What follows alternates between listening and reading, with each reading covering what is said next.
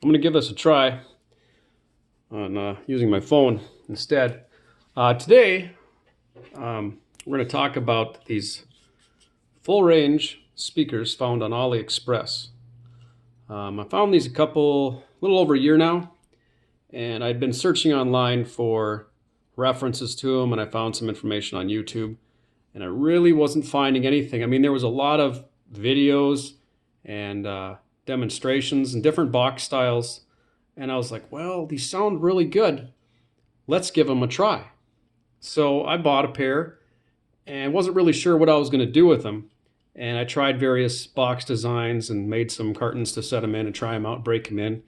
And they sounded really good. And I'm like, wow, this is cool. So, and then throughout that, on their sites, they started selling boxes.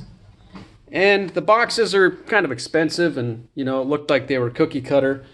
They come out in slices and they're hard to build. So I was like, well, let's make my own box design. And so this is what I came up with. It's not entirely done. I do need to, flush it up and fill it in and still maybe paint it a little bit or varnish it. But this is the completed product. So I'm going to go over what it looks like, some of the links, and then I'll do some side-by-side comparisons, so bear with me. So these speakers run about $40 to $60 a pair. This is a 4-inch. They do take about 5 to 15 watts, and they are a 4-ohm version. You can get them in 8-ohm as well. This is a 4-inch foil or ribbon tweeter. I believe this goes up to 30 watts, and also comes in 4 and 8 ohms. So I have these running in series at, I don't know, about 6, 7, I don't know what it is, ohms. Somewhere between there. It works really good. On this ribbon tweeter, I have a 2500 hertz cutoff. So it can't accept anything below that. So, because I think I've tried one of these, they don't really take bass at all. Like even a little bit, and it ripples the lines in here, and they almost short out because it's so delicate. That's just how they work, it seems. But so this is the box. It's about 15 inches in length and 8 inches across.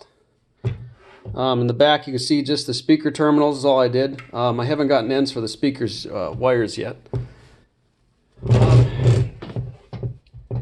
As far as the specifications, I know everyone always asks those. Enjoy researching it. This is a custom-made box. I don't know the exact cubic footage of it. Inside this is a labyrinth-style box, much like what you'd find on AliExpress. So what we're looking at is this.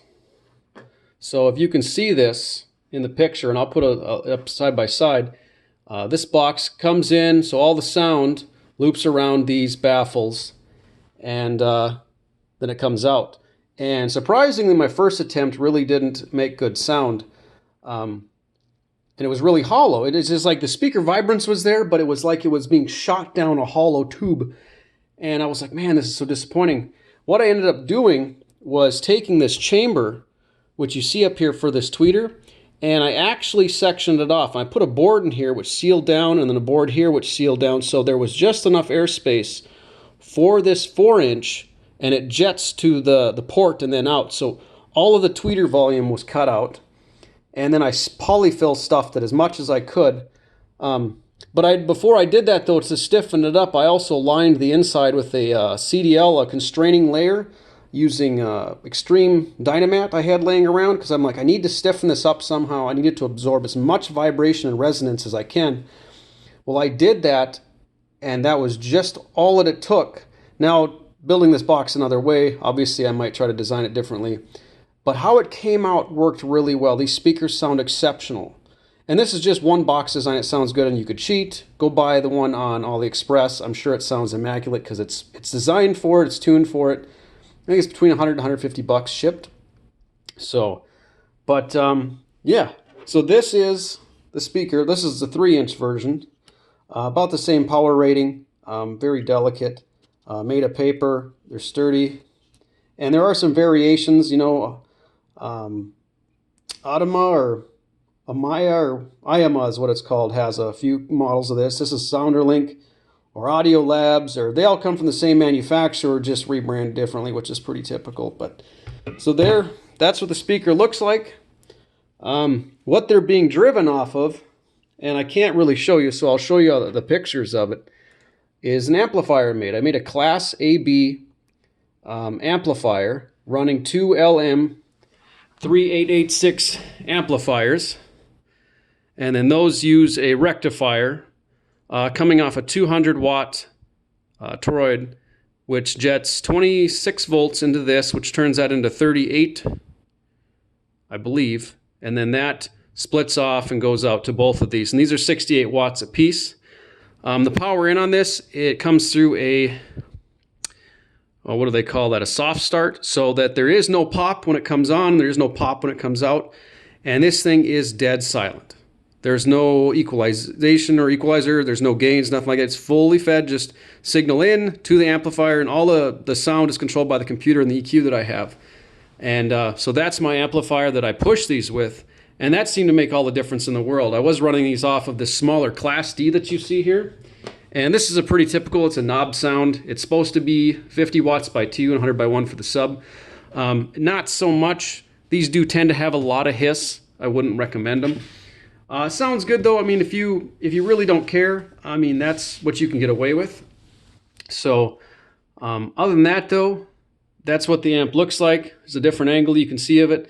It is kind of bigger than it needed to be. I was going to put more in it, but it turned out pretty good at the time, and I'm proud of it. So next time it'll be much smaller, more channels, obviously. But so just to go over this, so these are the speakers. They're about $44 now, and that's shipped from China. Takes about a month to get. Those are the 3-inch versions. They're a little bit less. They're about $30 a pair. Now they do have different versions. I think you can get these copper colored ones or black ones just to match what you want to do. This is the amplifier I used. It's a mini version of Wugang LM3886TF mono amplifier board. And I'll link these in the description too. It's a 68 watt amp. And this one seemed a little bit different than the rest. I think it has more processing. Super clean signal. You can't even tell if there's a hum on it. No noise. This hands down beats my high-end audio in my car, which is disappointing because I almost want to build one of these for my car. And I might yet. There's the toroids. These run about, $26 plus the 20 or whatever shipping. So you could do that. This one specifically is not the one that I used. I did find a different one that was less. It was a 26 volt. This one came out wrong. A little bit too much power when converted from American 120 because they like to think that 110 volts is what we have, and oftentimes we have anywhere from 115 to 125 volts coming out of our wall sockets, and that makes a mess of the powered ratings on it. That's the case. Just a typical empty case. This is about $100, I suppose, after it was shipped. That's the soft start, which works pretty good. So like if you have a huge boost in power coming into your amplifier, it won't allow it to force too much power into your components, damaging them, which just prevents surges and whatnot. So these are your tweeters. It's a high Fidai live 4-inch tweeter. This one was the 8-ohm. Just something simple. They're very thin, very plasticky, but they do sound good once they break in. And it adds highs to what would normally be. See, these speakers in China don't come with the tweeter. I added this. So these hit about, 16, 18 kilohertz. Well, this goes much higher. I'd say this goes all the way up towards 30 because it is crisp. I mean, it's sharp. And you can't get that frequency range off just the full range alone. You do need this one, and I enjoy every bit of it. Piano, jazz, sax, voice, some rock, which I wouldn't be using these for that anyways. Probably isn't going to suit it. And some music just downright sounds bad, but you have your rap, your rock, your jazz, your techno, a lot of it with a lot of rhythm and expansive sound and echo and reverberation and stuff like that sounds just top notch. I mean, it really just, it absolutely hits the spot.